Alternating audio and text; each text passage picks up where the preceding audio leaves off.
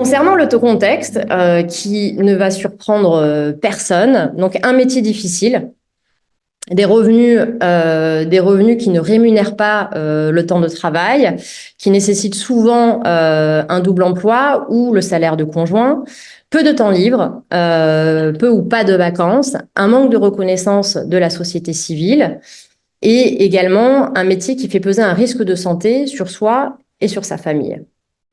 On a sélectionné des témoignages d'agriculteurs que j'aimerais ici vous lire et qui illustrent très bien ce contexte. On a un des métiers les plus complexes et les moins rémunérateurs. Aucune considération du temps de travail, la seule profession qui a le droit de vendre à perte. Et on a bien aussi celui-ci sur la partie élevage. Il y a 2 problèmes au renouvellement des générations en élevage, le samedi et le dimanche. Un métier qui s'est également complexifié, donc avec des rendements incertains, voire qui diminuent du fait du dérèglement climatique et des facteurs environnementaux.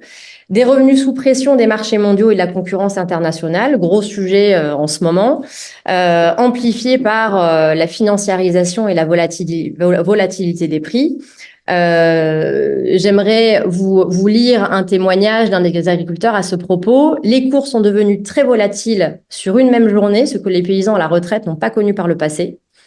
On a des problématiques qu'eux n'avaient pas pour les choix stratégiques et économiques qui sont bien plus risqués qu'autrefois. Hop.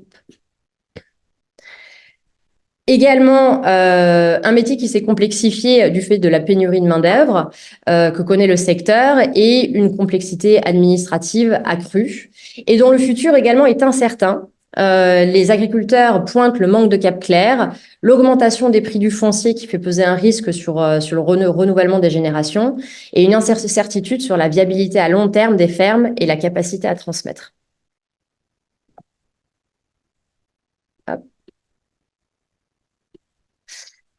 On souhaiterait mettre en relief finalement ce constat avec le bien-être professionnel en comparant la prospérité économique versus la satisfaction du métier.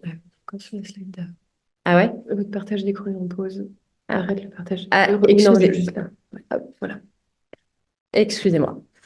Donc, en comparant la prospérité économique versus la satisfaction du métier, en posant, et on a posé en fait les questions suivantes. Comment évaluez-vous la prospérité économique de votre ferme et dans quelle mesure êtes-vous satisfait de votre métier d'agriculteur? Donc, 34% des répondants s'estiment prospères, seulement 12% très prospères. Donc, en gros, un peu moins de la moitié des agriculteurs s'estiment prospères, à mettre en contraste avec la satisfaction du métier. Donc, 33% s'estiment, sont satisfaits et 34% très satisfaits, soit 2 agriculteurs sur 3 qui s'estiment, qui sont satisfaits finalement de leur métier. Donc, effectivement, un attachement au métier au-delà des difficultés économiques.